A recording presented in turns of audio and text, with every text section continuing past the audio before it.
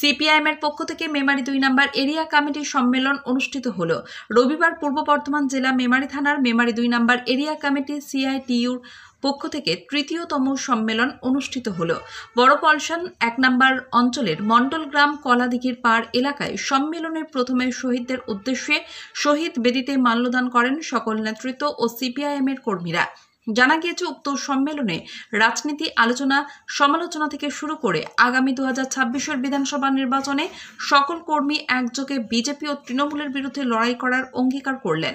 সম্মেলনের কর্মসূচি শেষে সাংবাদিকদের মুখোমুখি হয়ে কি জানালেন মেমারি এরিয়া কমিটির সিআইটিইউর সভাপতি বলাই দত্ত ও বর্ধমান জেলা এরিয়া কমিটির কৃষক সভার সদস্য তাপস বসু, দেখুন। মেমারির কলাদিঘির পাড় থেকে ফাইজুল শেখের রিপোর্ট, এমবিএস নিউজ। আজ এখানে কি কর্মসূচি হচ্ছে এবং কাদের পক্ষ থেকে? আজকে আমাদের পূর্ব ঘোষণা অনুযায়ী মেমারি 2 সমন্বয় কমিটির সিআইটির তৃতীয় সম্মেলন মন্ডলগ্রাম কলাদিঘির পাড়ে মাঙ্গলিক ভবনে আমাদের সম্মেলন অনুষ্ঠিত হচ্ছে। এই সম্মেলনে আমাদের উপস্থিত আছেন আমাদের জেলা এবং রাজ্যের নেতৃত্ব। বর্তমান পরিস্থিতির ওপর দাঁড়িয়ে, একটা কঠিন পরিস্থিতির মধ্যে দাঁড়িয়ে আজকে আমরা এই সম্মেলনটা করছি।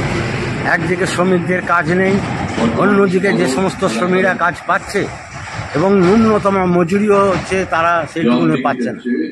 গোটা রাজ্য এবং গোটা ভারতবর্ষ জুড়ে শ্রমকর বাতিলের নামে শ্রমিকদের ওপর যেভাবে আক্রমণ সংগঠিত হচ্ছে, তা আগামী দিনে সিআইটিউ আমরা রাস্তায় নেমে শ্রমিকদের দাবি দেওয়া নিয়ে আমরা এই আন্দোলন সংগঠিত করি। 11 সালের পর থেকে বামপন্থীদের ওপর আক্রমণ নামিয়ে এনেছিল। আমরা বলেছিলাম বামপন্থীদের ওপর আক্রমণ নামিয়ে নিয়ে আসবে। আমাদের বামপন্থীদের ওপর আক্রমণ নামিয়ে নিয়ে এসেছিল। আমাদের অনেক সিআইটিউ অনেক অফিস তারা দখল করে রয়েছে বিরোধীরা, বিশেষ করে তৃণমূল, এবং আমাদের অনেক কর্মীদেরকে ঘরছাড়া করেছে। আমরা তারপরে বলেছিলাম যে এরপরে গণতান্ত্রিক মানুষের ওপর আক্রমণ নামিয়ে আনবে। গণতান্ত্রিক মানুষের ওপর আক্রমণ নামিয়ে নিয়ে এসেছে। মানুষের সাধারণ কথা বলার সুযোগ তাদের দেয়। আমরা পরবর্তী সময় বলেছিলাম যে সাধারণ মানুষের আক্রমণ নামিয়ে নিয়ে আসার পর তারা নিজেদের মধ্যে গোষ্ঠী কোন্দলে জর্জরিত হবে। তারা সম্পর্কে তারা নিশ্চিতভাবে অকেবল। আগামী দিনের যে লড়াই, সেই লড়াই আমরা মোকাবিলা করব এবং বিরোধী বিশেষ করে তৃণমূল এবং বিজেপি যে বিভাজন, সেই বিভাজনকে কাজে লাগিয়ে গোটা শ্রমিকদের মধ্যে একটা বিভ্রান্তি করার চেষ্টা করছে। আমরা এর বিরুদ্ধে রুখে দাঁড়াবার চেষ্টা করছি।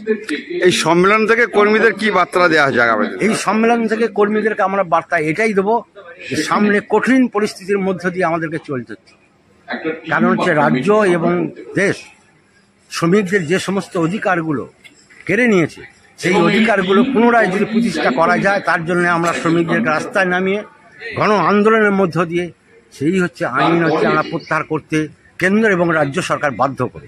আপনার নাম পরিচয়? আমার নাম বলাই দত্ত, মেমারি 2 এরিয়া কমিটি সিআইটির সভাপতি হচ্ছে। এবং কাদের কর্মসূচি হচ্ছে আজ এখানে? সিআইটিউ মেমারি 2 ব্লক সমন্বয় কমিটির সম্মেলন হচ্ছে। এটা নিয়ে তৃতীয় সম্মেলন আজ এই মন্ডলগ্রামে অনুষ্ঠিত হচ্ছে। আচ্ছা, এই সম্মেলন থেকে কি আগামী 2026 কোনো বার্তা দিচ্ছে? নিশ্চিত 2026 তো নিশ্চিত বার্তা যাবে। যদিও আমরা প্রতিদিনের লড়াই আছি, কারণ গোটা দেশটাকে যারা চালাচ্ছে এবং রাজ্যটাকে যারা চালাচ্ছে, এক কথায় মানুষের কাজ কেড়ে নিয়েছে, মানুষ বেকার হয়ে গেছে। আমাদের রাজ্যের ক্ষেত্রে ভয়ানক অবস্থা। এখানে কম বেশি 40 লক্ষ ছেলে, শিক্ষিত বেকার ছেলে, তারা বাইরের রাজ্যে পরিযায়ী শ্রমিক হিসেবে চলে যেতে বাধ্য। আমাদের রাজ্যে খেতমজুর, বিশেষ করে বর্ধমান জেলার খেতমজুরকে বাইরের রাজ্যে কাজে যেতে হচ্ছে এমন নজির 11 সালে আগে পর্যন্ত দেখা যায়, আজকের দিনে দেখা গিয়েছে। এরকম একটা অবস্থায় উল্টো দিকে বেকার সমস্যা বাড়ছে, চাকরি চলে গেল, এই সব কিছুকে নিয়ে কোন সন্ত্রাস, দুর্নীতি, সবটাকে নিয়েই যে আমাদের নিশ্চিত বার্তা যাবে। এর থেকে মানুষকে মুক্তি দেওয়ার জন্য বার্তা যাবে এবং লড়াই নিশ্চিত আগামী 26 সালে শ্রমিক শ্রেণীর পক্ষ থেকে জোরদার হবে। সমস্ত ধরনের লড়াইয়ের জন্য আমরা প্রস্তুত নেব। আপনার নাম পরিচয়? আমার নাম তাপস বসু, আমি সারা ভারত কৃষক সভার বর্ধমান জেলার কমিটির সদস্য।